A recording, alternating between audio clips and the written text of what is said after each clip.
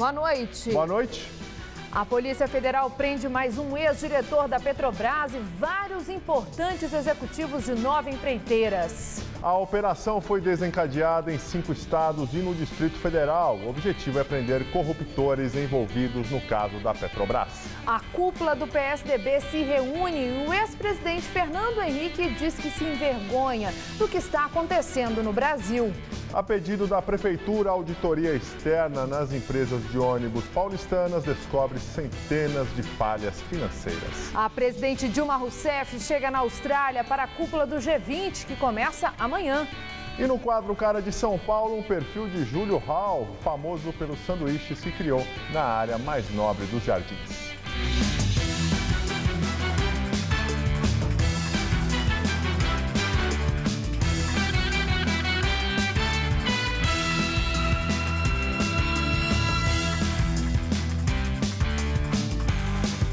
Líderes das maiores economias do mundo chegam à Austrália para a cúpula do G20. A presidente Dilma Rousseff terá vários encontros bilaterais e participa da reunião dos BRICS, bloco formado por Brasil, Rússia, Índia, China e África do Sul.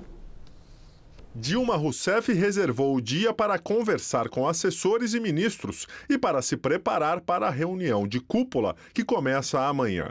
A presidente teve o primeiro encontro bilateral com o primeiro-ministro da Turquia, Ahmet Davutoglu. Eles conversaram sobre a crise econômica e trataram de questões de relações diplomáticas e comerciais. A Turquia vai assumir a presidência do G20 em dezembro. Dilma deve ter ainda reuniões privadas com o presidente americano Barack Obama, com a chanceler alemã Angela Merkel e com o presidente da China, Xi Jinping. 4 pessoas são presas no Nordeste por fraude no Enem. Deflagrada na manhã de hoje, a Operação Apolo da Polícia Federal efetuou 2 prisões em Juazeiro do Norte, no Cariri cearense, e 2 na Paraíba. Foram cumpridos ainda 7 mandados de busca e apreensão. Os presos são acusados de cooptar interessados em participar do esquema de fraude e de pessoas para fazer o teste e passar o gabarito das questões durante a prova. Somados aos 2 flagrantes de sábado, também no Ceará, agora são 6 os acusados de fraudar o Exame Nacional do Ensino Médio, aplicado no último fim de semana. Se condenados, eles podem pegar de 1 a 4 anos de prisão. Segundo o Ministério da Educação, o Enem deste ano não será cancelado. Dados de auditoria externa realizada nas contas do sistema de ônibus da cidade de São Paulo revelam diversas falhas financeiras das 23 empresas e cooperativas que operam o serviço. A informação foi divulgada agora há pouco no site do jornal O Estado de São Paulo. A primeira leva da análise feita pela empresa Ernst & Young, a pedido da Prefeitura, com base em dados de 2012, revela que há 640 pontos pendentes de esclarecimento no setor contábil das empresas e cooperativas, além de uma diferença de mais de 38 milhões de reais nas contas. Segundo a reportagem, a auditoria começou a ser feita após os protestos de junho do ano passado, que acusavam a existência de uma caixa preta no sistema de transporte. Em entrevista ao Estadão, Ciro Biderman, da ASPETRANS, disse que o resultado da auditoria vai balizar a nova licitação do sistema de ônibus da capital paulista, prevista para sair em julho do ano que vem. O sindicato, que representa as empresas de ônibus, diz que só vai se pronunciar após o envio oficial do relatório da auditoria. Motorista de carreta envolvida no acidente que deixou 13 mortos em Ibitinga, no interior paulista, será indiciado por homicídio culposo. O acidente aconteceu no dia 27 de outubro na rodovia Leônidas Pacheco Ferreira. O ônibus transportava alunos e professores de uma escola estadual da cidade de Borborema e colidiu com uma carreta, deixando 13 mortos, sendo 8 estudantes. O laudo do Instituto de Criminalística de Araraquara concluiu que o motorista da carreta estava na contramão. Agora, Leandro Basileia vai ser indiciado por homicídio culposo, quando não há intenção de matar, e também responderá por lesão culposa. Aos 26 anos, Júlio Han já é conhecido na gastronomia paulistana. O jovem chefe une receitas tradicionais judaicas da família e outras coletadas em viagens. Por isso, Júlio Han é um personagem que é cara de São Paulo.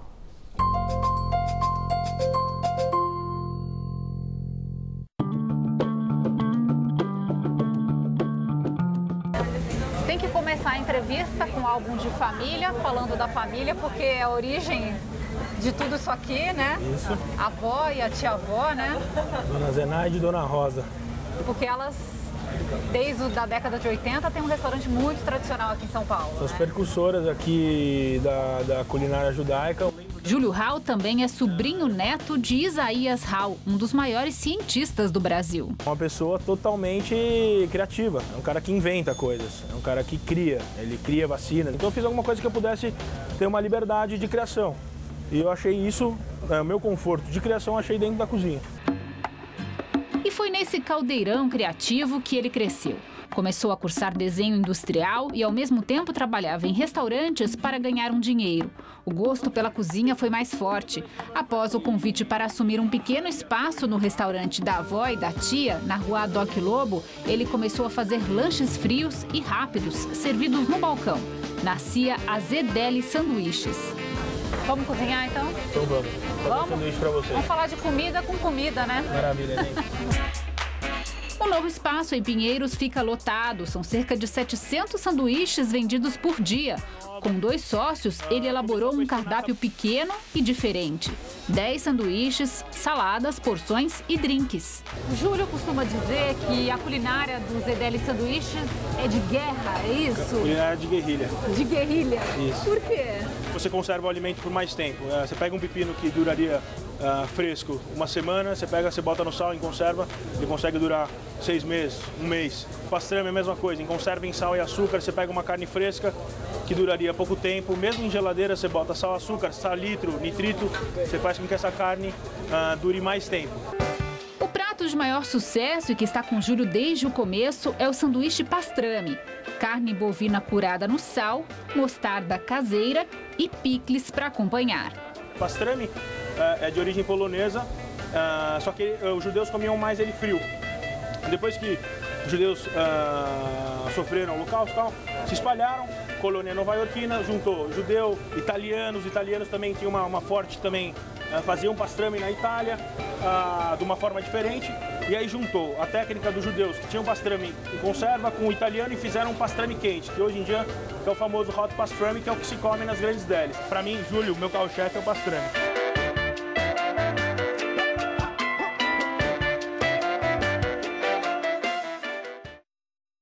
Brasil reduz em 41,1% suas emissões de gases de efeito estufa entre 2005 e 2012. Segundo o relatório do Ministério da Ciência e Tecnologia, o total de emissões há 2 anos foi de 1 bilhão e 200 milhões de toneladas de CO2 contra mais de 2 bilhões de toneladas em 2005. Esta medida soma emissões de ao menos 6 gases poluentes, como o metano, o dióxido de carbono e o óxido nitroso. A queda foi impulsionada pela redução do desmatamento. Porém, setores como de energia e agropecuária tiveram aumento em relação aos níveis de 9 anos atrás. Cantareira tem maior chuva desde o mês de abril, mas mantém índice. A capacidade do sistema Cantareira continua em 10,8%. A chuva de 24,4 milímetros não foi suficiente para elevar o nível do reservatório. Isso acontece porque parte da água evapora por causa do calor ou porque parte da água vai para a vegetação antes de chegar nas represas. No Alto Tietê, que também sofre com a grave estiagem, o índice recuou de 7,6% para 7,5%. No Guarapiranga, o sistema segue caindo e foi de 35,3% para 35,1%. E a semana termina com chuva fraca e isolada, céu nublado e temperaturas amenas. Nesse momento, faz apenas 15 graus aqui em São Paulo. No fim de semana, as temperaturas devem continuar amenas durante o dia, mas as madrugadas serão bem frias. Mariana Armentano traz os detalhes da previsão para o Brasil e o estado de São Paulo. Uma nova frente fria se organiza no sul da Bahia e mantém o tempo bem instável por lá. E essa frente, somada à umidade que vem da Amazônia, resulta em um grande canal de umidade. Como dá para ver no mapa, há riscos de temporais nessas áreas escuras, desde o Acre, Amazonas, passando pelo Mato Grosso, Goiás, Minas Gerais e Espírito Santo. No sul do país, predomínio de sol e temperaturas amenas. O dia amanhece com 14 graus em Porto Alegre e em Curitiba. Dia de sol e calor mesmo, só de Sergipe ao norte do Pará. Máxima amanhã de 31 graus em Aracaju e de 35 em Belém. Aqui em São Paulo, sensação de tempo abafado no interior.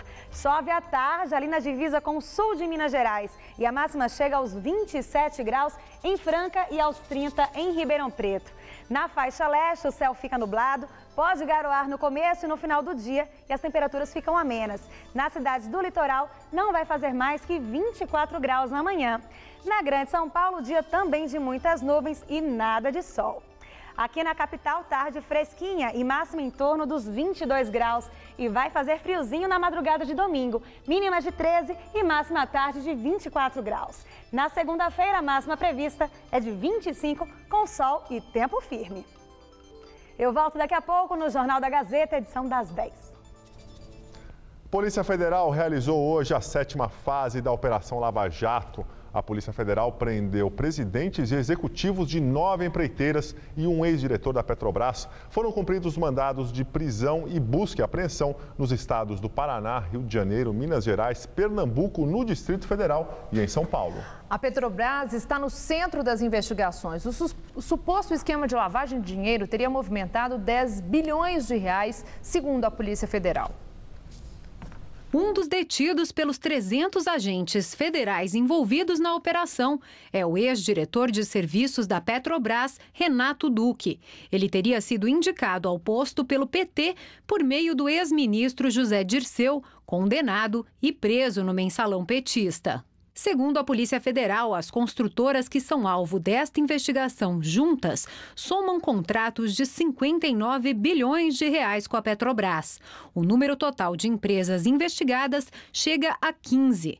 No entanto, de acordo com a Polícia Federal, em 9 há provas mais robustas e também quebra de sigilo bancário que mostram recursos movimentados por meio do doleiro Alberto Youssef.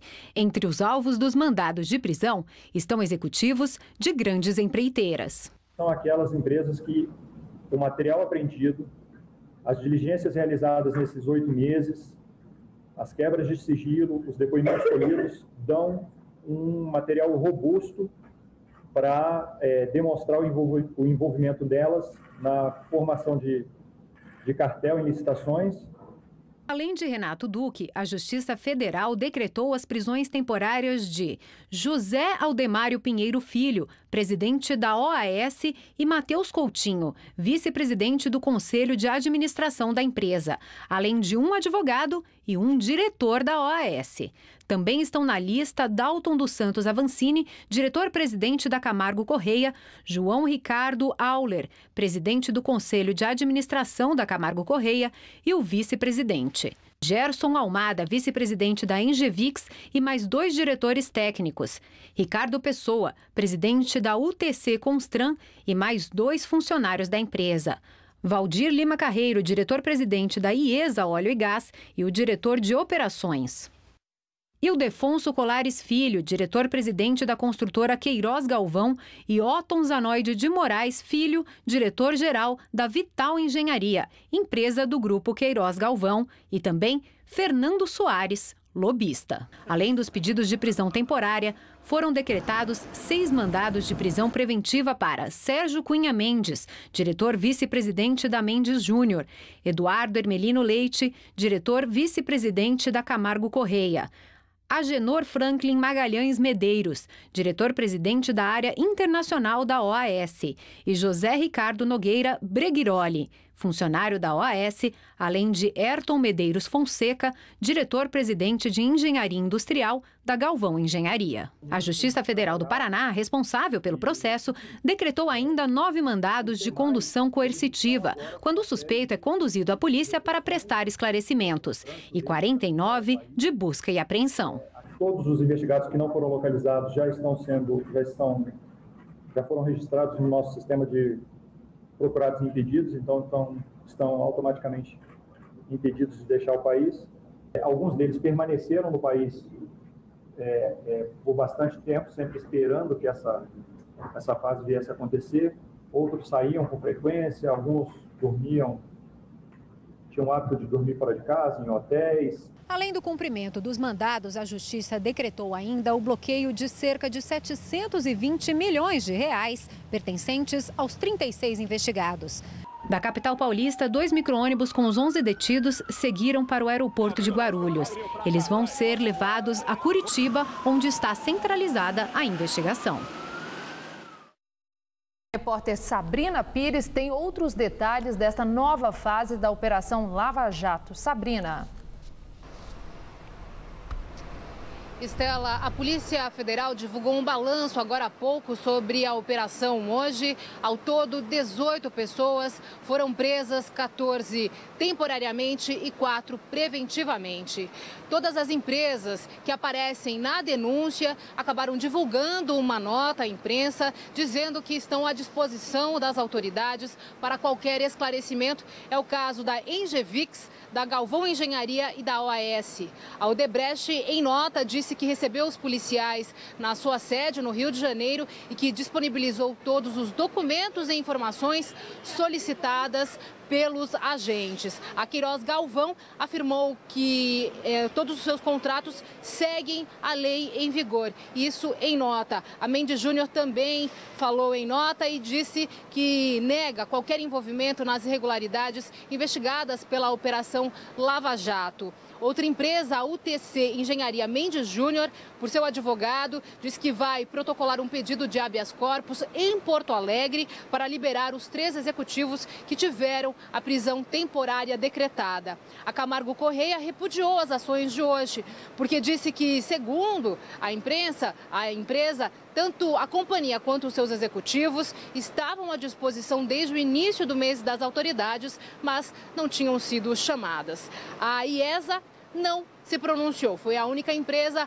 a, por enquanto, não se pronunciar sobre a operação de hoje. Voltamos ao estúdio. Muito obrigado, Sabrina. A primeira fase da Operação Lava Jato foi deflagrada em 17 de março. Na época, foram presas 24 pessoas, entre elas o doleiro Alberto Youssef e o ex-diretor de abastecimento da estatal, Paulo Roberto Costa.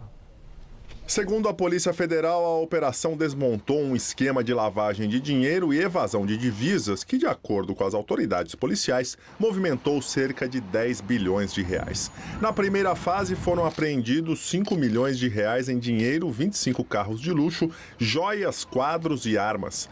As investigações revelaram uma ligação entre o ex-diretor da Petrobras, Paulo Roberto Costa, com o esquema de lavagem de dinheiro comandado pelo doleiro Alberto Youssef.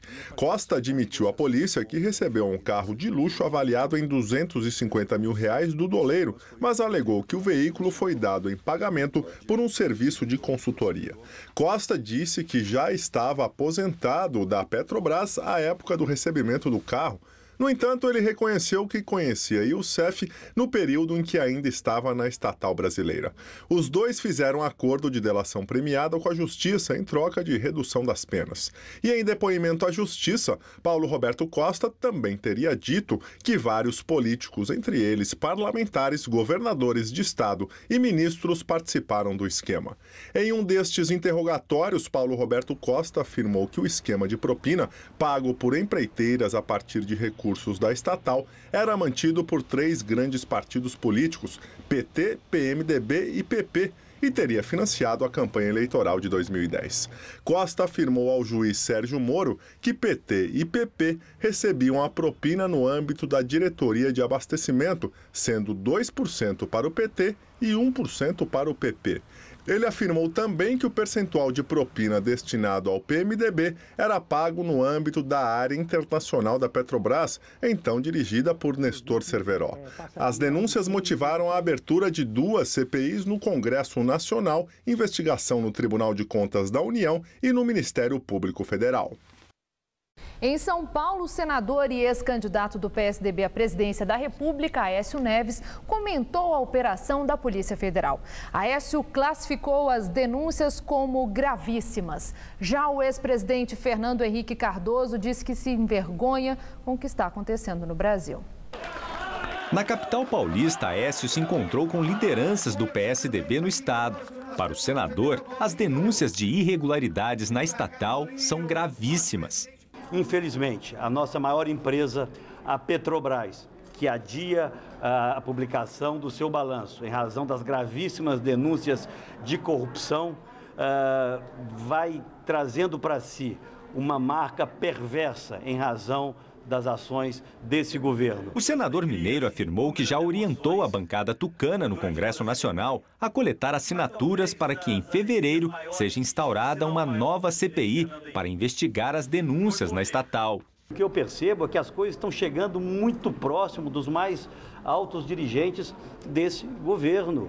E é preciso que essas investigações ocorram. O que eu posso assegurar é que tem muita gente em Brasília sem dormir esses últimos dias e continuarão sem dormir. Esta é a primeira vez que Aécio Neves vem a São Paulo depois das eleições. Aqui no estado ele teve 64% dos votos. Mas a visita teve mais do que um tom de agradecimento, e sim a afirmação de que os tucanos farão uma oposição mais dura ao atual governo. Coube ao ex-presidente Fernando Henrique Cardoso fazer o discurso mais duro contra o governo.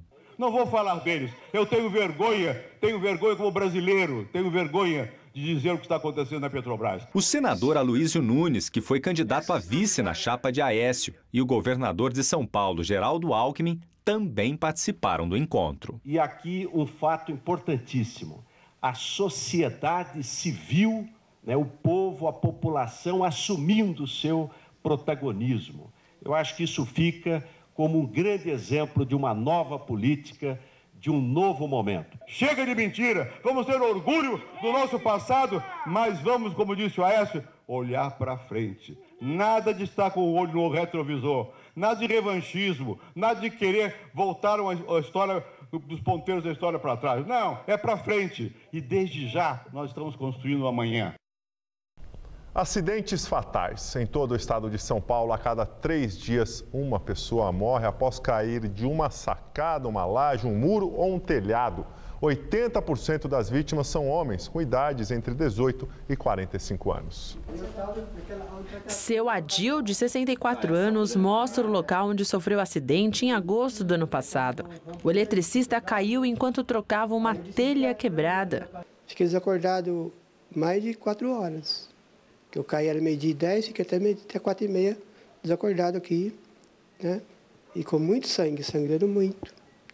Foi 4h30 da tarde quando eu consegui levantar e fui arrastando até na minha casa. Daí começou já muita confusão na cabeça, eu não vi mais nada, As pessoas falavam comigo, eu não ouvia, eu não aguentava andar. Com a queda, seu Adil não se lembrava os detalhes do acidente. Ana, filha caçula de 27 anos, conta que a família precisou remontar a cena para entender o que havia acontecido. Quando nós chegamos aqui, que foi a hora que bateu o maior desespero, porque a gente viu o buraco que tinha feito lá naquela telha e a gente encontrou, então, aqui embaixo, o RG dele com umas folhas, assim, e uma poça de sangue, que estava aqui do lado. Então, aí que a gente percebeu que, na verdade, ele caiu da altura de 2 casas, porque ele caiu lá daquela telha lá em cima, batendo aqui, nessa escada, nesse corrimão, até o chão. E a gente percebeu, então, quão grave tinha sido esse acidente, Foram 3 meses na UTI e 20 quilos a menos. Hoje, seu Adil se recupera bem. Mas não pronta para outra, não, Não, de jeito nenhum. De maneira alguma, agora acabou. Agora fica quieto. Ficar quieto. Estamos de olho, porque ele é teimoso. Se deixar, ele troca chuveiro, ele troca lâmpada, Então a gente tem que ficar no pé dele para ele não aprontar outra. Mas ele aprendeu bem a lição. Assim como seu Adil, milhares de pessoas se acidentam todos os anos no Brasil por queda de estruturas como lajes, sacadas, muros ou telhados. Em 2011, o último levantamento divulgado, foram 2,5 milhões de internações deste tipo só no estado de São Paulo. Segundo o governo do estado de São Paulo, a cada 3 dias, uma pessoa morre no estado vítima de queda de laje. Entre as vítimas, 80% são homens na idade produtiva entre 18 e 45 anos. Em parceria com a Associação Paulista de Medicina de São Bernardo do Campo, na Grande São Paulo, a Secretaria de Direitos da Pessoa com Deficiência lança a campanha de prevenção de queda da laje. Caia de amor, caia no samba, caia na gandaia, mas não caia da laje. Momento de férias escolares, porque é o momento do verão, é o momento onde sobra mais tempo para as pessoas se reunirem. Nós precisamos aproveitar esse momento e levar informação. Brincadeira na laje, não. Para este médico neurocirurgião especialista em coluna, a laje, que é um local de lazer, pode se transformar num local de tragédia. 60% dos pacientes que são atendidos, são levados a centros especializados, acabam tendo 60% com déficit definitivo, paralisias que não vão regredir. E desses casos, somente 30% vão retornar ao seu mercado de trabalho numa idade tão produtiva como é nessa faixa etária. Por isso que é a importância da campanha de prevenção. Vendas do comércio varejista brasileiro desaceleram em setembro, mas mantém alta pelo segundo mês seguido. De acordo com o IBGE, em setembro, o comércio registrou crescimento de 0,4% na comparação com agosto. Apesar do número positivo, foi o pior resultado para o mês desde 2004. Na comparação com setembro do ano passado, o varejo teve alta de 0,5%. Dólar fecha o dia R$ 2,60, o maior valor desde abril de 2005. Ao longo do dia, a moeda americana chegou a ultrapassar esse valor, mas recuou. Foi a quarta alta consecutiva apenas nessa semana. Especialistas atribuem resultado à indefinição sobre o nome do futuro ministro da Fazenda. A economia da zona do euro tem crescimento acima do esperado no terceiro trimestre. Dados preliminares da agência europeia Eurostat mostram que o PIB da zona do euro avançou 0,2% em relação ao segundo trimestre. A previsão era de 0,1%. A França, segunda maior economia da Europa, superou as expectativas do mercado, com expansão de 0,3%. A Alemanha se mantém longe da recessão técnica, com um crescimento de 1,2% no terceiro trimestre. A Grécia é o país da zona do euro com maior recuperação, de 0,7%. Itália e Chipre seguem em recessão.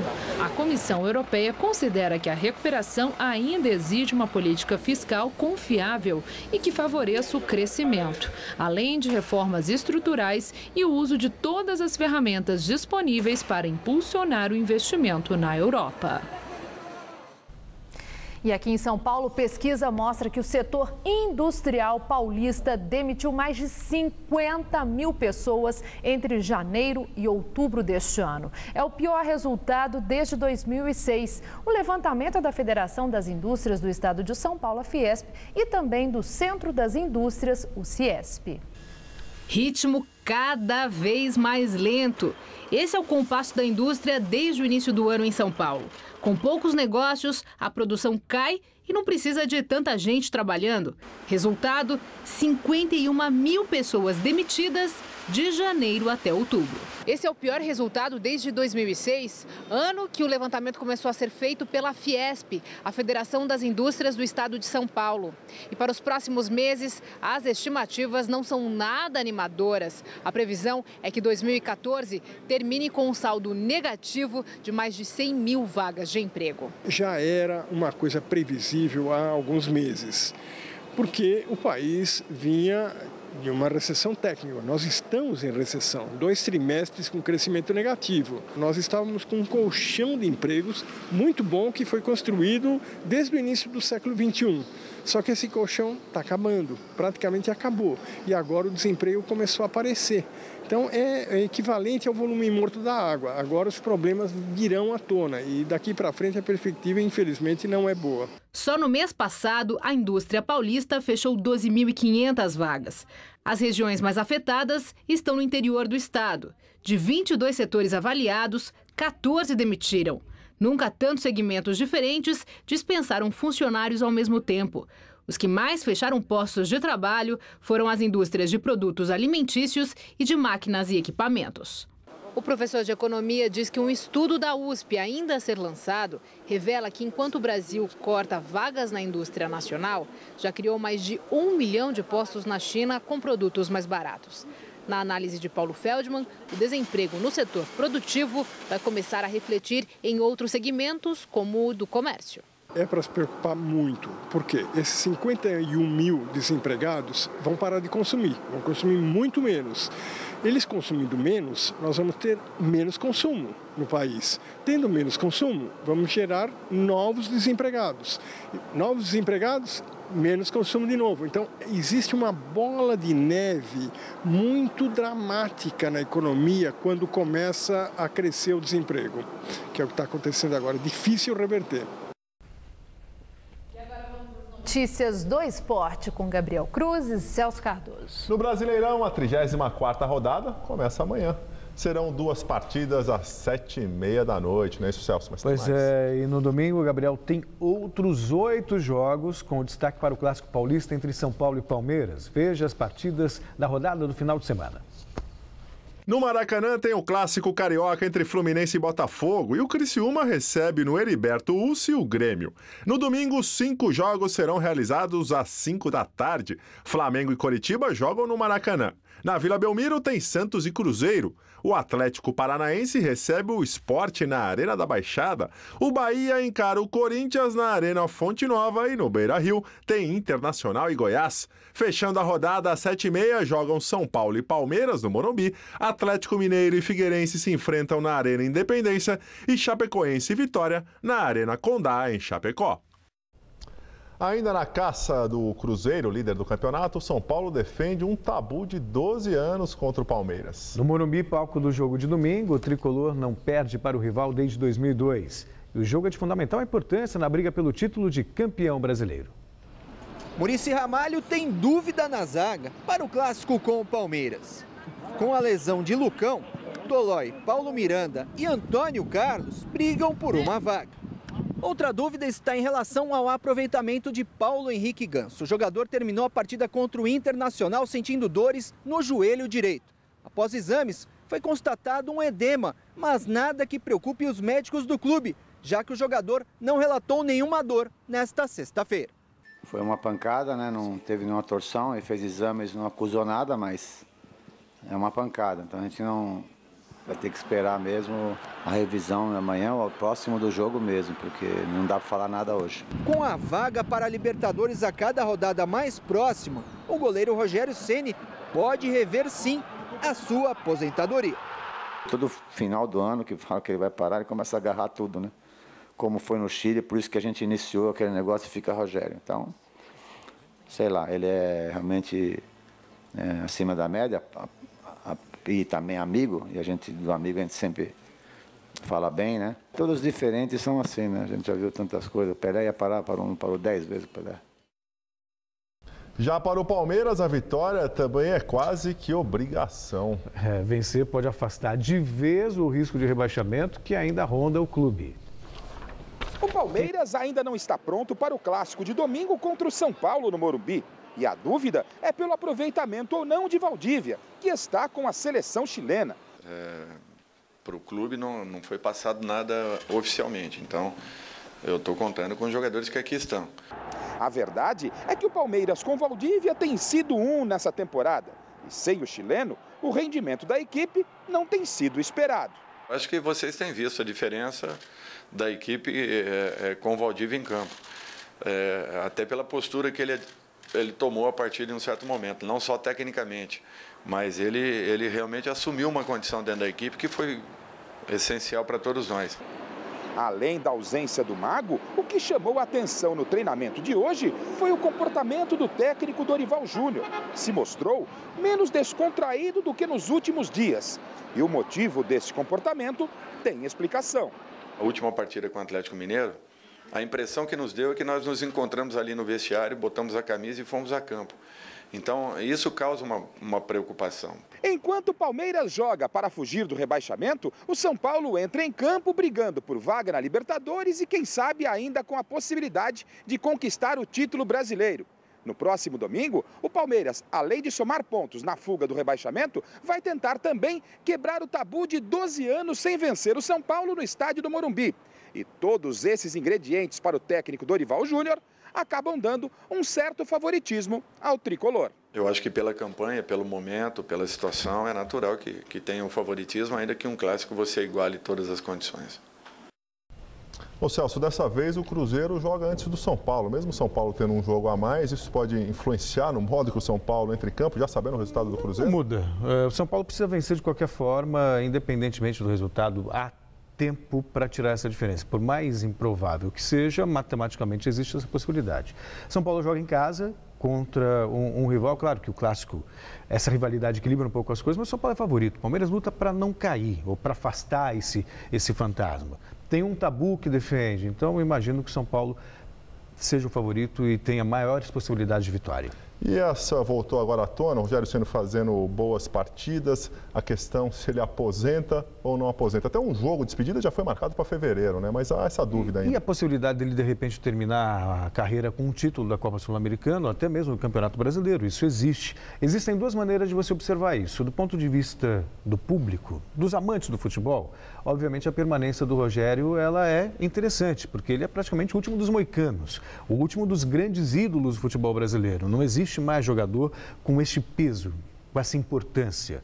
Então seria interessante que ele continuasse. Agora, do ponto de vista pessoal, claro, só depende dele, mas imagina só, talvez seja a hora de parar por cima, não correr risco, de repente, ter uma má jornada numa Libertadores, de repente uma falha, alguma coisa, que venha a comprometer, sabe, esse carinho que o torcedor tem por ele.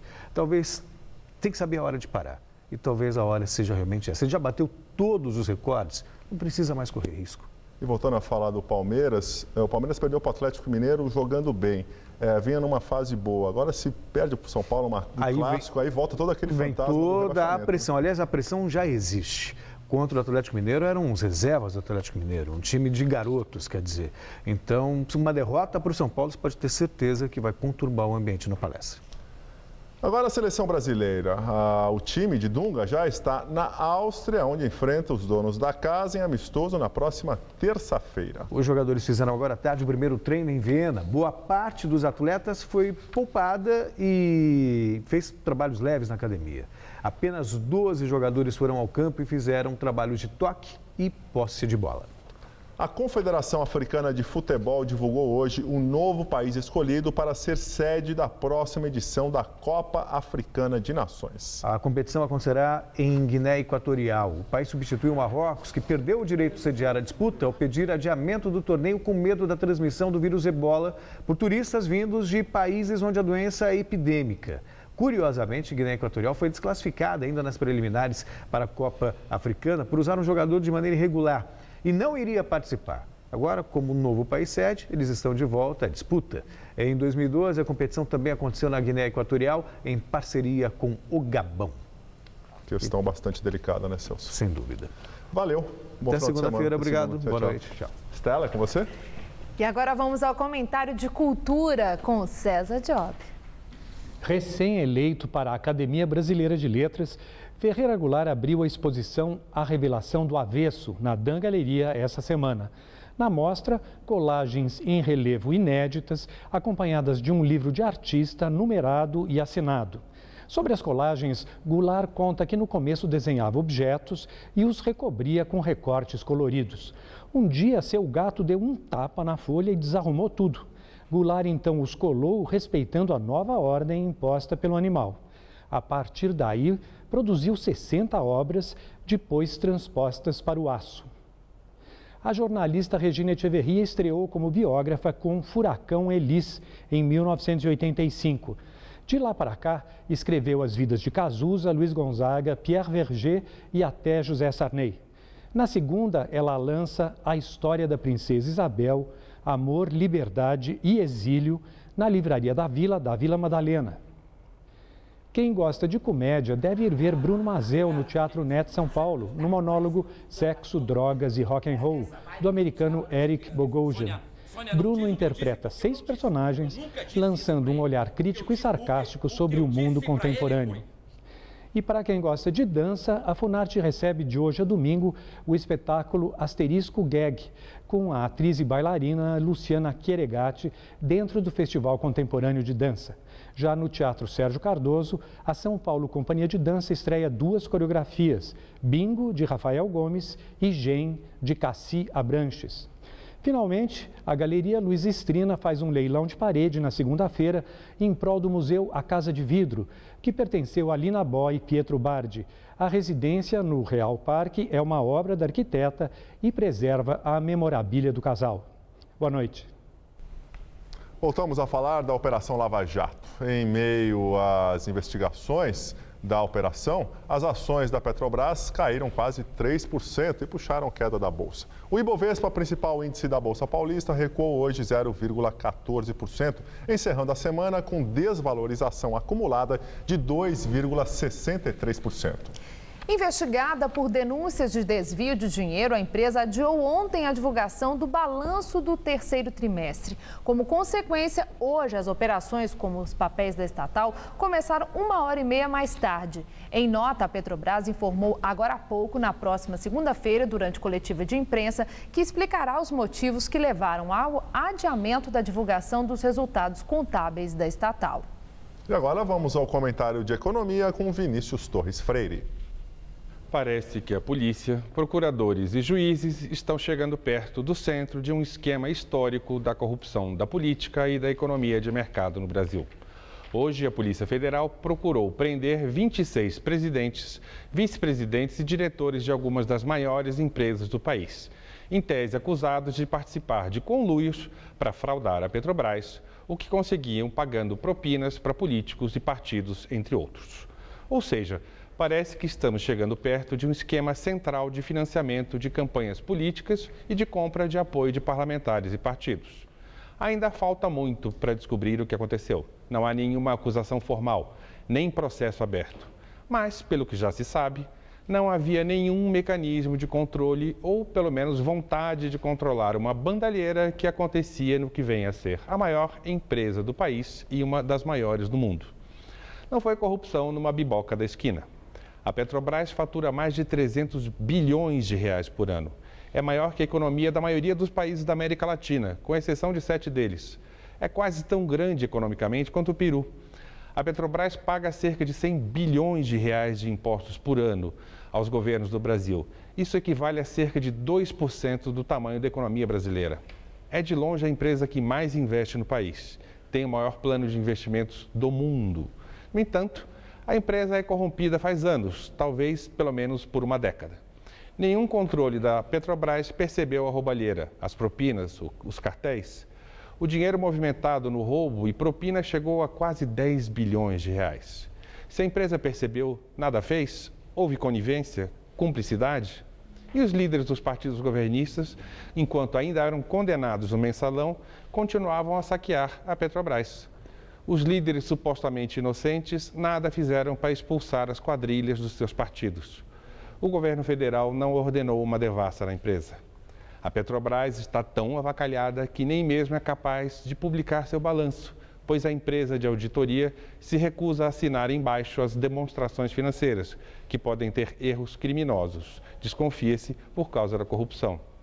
É de causar depressão, consternação, mesmo em pessoas quase cínicas, acostumadas faz décadas com os escândalos de corrupção brasileiros. Boa noite. Brasil fecha vagas formais de trabalho em outubro pela primeira vez desde 1999. Segundo dados do CAGED, divulgados hoje pelo Ministério do Trabalho, no mês passado o país fechou 30.283 vagas de emprego com carteira assinada. Segundo o ministro do Trabalho, o resultado negativo foi influenciado principalmente pelas perdas na construção civil, agricultura e indústria de transformação. No ano, o saldo de vagas geradas é positivo, com 912 mil postos de trabalho com carteira assinada. A STF define novas regras para o trabalhador cobrar na justiça o FGTS que não foi pago pelo empregador. Até então, ao entrar com a ação, era possível recuperar depósitos que deixaram de ser pagos até 30 anos antes.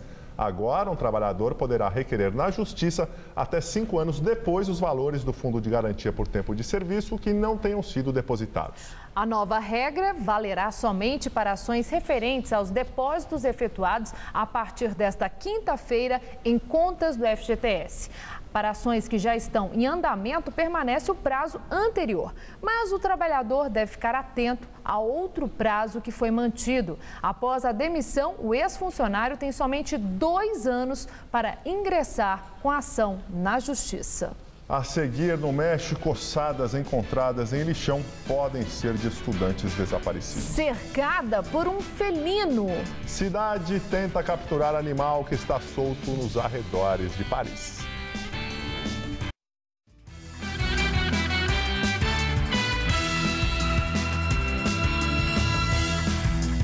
O líder do PT na Câmara, deputado Vicentinho de São Paulo, afirmou hoje que o partido não vai acobertar nenhum investigado na Operação Lava Jato. Segundo o petista, a prisão na manhã desta sexta-feira do ex-diretor de serviços da estatal, Renato Duque, ligado ao partido, e de funcionários de grandes empreiteiras, mostra que a Polícia Federal tem independência. Apesar de defender que é preciso apurar as denúncias, Vicentinho afirmou que eventual convocação de Duque para depor na CPI mista da Petrobras pode virar jogo político. O Tribunal Regional Eleitoral de São Paulo retotalizou o resultado das eleições em São Paulo, o que levou a uma alteração na distribuição das cadeiras da Assembleia Legislativa do Estado. Com o novo cálculo, o PSB ganhou mais um lugar na casa. Quem ganhou a vaga foi José Abelardo Camarinha. O PTB perdeu uma cadeira do coronel Edson Ferrarini, que passou à condição de primeiro suplente. A mudança ocorre pela validação do registro de candidatura de Camarinha pelo Tribunal Superior Eleitoral. O TRE havia barrado o candidato com base na lei da ficha limpa e, por isso, seus votos foram considerados nulos no dia da eleição. Como ainda existem recursos a serem julgados, outras alterações na composição da Assembleia ainda podem ocorrer. Vamos agora à entrevista do dia com Maria Lídia Flandoli. A 8ª edição do Anuário Brasileiro de Segurança Pública mostra que crescem os números da violência no Brasil e também que 81% dos entrevistados acreditam que é fácil desobedecer à lei e não sofrer punições. A nossa convidada é a advogada Luciana Gross, professora de Direito da Faculdade de Direito da Fundação Getúlio Vargas de São Paulo. Agradeço muito sua presença. Boa noite. E quero começar assim sobre esse caso dos 81% achando que não tem nada demais desrespeitar a lei, mesmo porque não sofre punição. Isso surpreendeu vocês? Isso é um dado muito importante sobre a validade das instituições e principalmente a validade das autoridades na nossa democracia, né? Quais são as motivações que existem para você cumprir a lei e para você viver de acordo com o Estado de Direito. Agora, essa ideia que a lei não precisa, né, de ser respeitada, é uma crença em todos os segmentos sociais? Não, existe uma variação aí de renda e escolaridade. E isso sim chama atenção, é que quanto maior a renda e maior a escolaridade, menor o crédito nas leis. Ou seja, menor. Os entrevistados de maior renda e maior escolaridade acham que é mais fácil desobedecer às leis. Nós podemos dizer, então, que isso é uma espécie de uma cultura de desrespeito à lei, exatamente por pessoas que tiveram acesso à escola, que receberam a noção de valores, de civilidade, de compromisso cívico? Eu acho que sim. Eu acho que é importante a gente observar, enfim, que nós temos falhado enquanto Estado democrático de direito na produção e na repetição de valores ligados à necessidade do cumprimento da lei, que são valores de civilidade. Quer dizer, para você viver numa sociedade onde o fundamental é o funcionamento das regras, onde todos estão submetidos às regras, que é importante obedecê-las. Existem vários fatores para a gente poder entender esse número. Eu acho que o primeiro deles é a impunidade. Quer dizer, numa sociedade onde a chance de você ser punido pelo descumprimento das regras não é percebido, maior a chance de você desobedecer a essas regras. E nessa edição do Anuário da Segurança Pública, chama a atenção do crescimento da violência, né? Quando a gente vê assim, uma pessoa é morta a cada 10 minutos, 6 pessoas são mortas por hora, que isso? Né? Isso traz um impacto. O professor Oscar Vilhena, da GV, que já esteve aqui no nosso programa algumas vezes, ele fez uma referência que nos últimos 25 anos houve, assim, a área da segurança pública recebeu muito pouco investimento e que, no entender dele, essa é a área que teve menos atenção do poder público nos 25 anos de democracia. O que é que explica isso? Em primeiro lugar, que assim, eu acho que é um espaço onde a disputa eleitoral e a disputa por valores, ela é muito importante e talvez muito rígida. Então, nesse sentido, quer dizer, é difícil que um programa de governo coloque a questão da segurança pública como prioridade. Porque existem questões corporativas, existe o próprio modelo institucional brasileiro no que diz respeito à segurança pública, a existência de uma polícia civil e uma polícia militar, e o papel de cada uma dessas instituições é uma grande transformação, com custos políticos muito altos. Então, isso faz com que essa questão não seja uma questão prioritária, vamos dizer assim, para aqueles que produzem programas de governo. Agora, quando a gente olha esses números, quer dizer, é dramático a gente pensar que vivemos numa sociedade desse... Considerar esses aspectos como barreiras, porque nós estamos falando de vidas, né? Nós estamos falando daquilo que é fundamental, que é a vida humana. A que conclusão se chega? Né? Existe condição de uma ação de poder público, política pública eficiente, que de fato reduza esses números que são chocantes? Nós temos algumas experiências, inclusive o próprio anuário mostra isso, localizadas com resultados positivos. Essas experiências normalmente elas juntaram participação da comunidade, elas juntaram um maior aprofundamento e uma maior intencionalidade na investigação e na produção e circulação de informação. É um tripé importantíssimo na área de segurança pública. E é claro que a gente tem que pensar em produção de informação e a circulação dessa informação pela inteligência da área da segurança pública.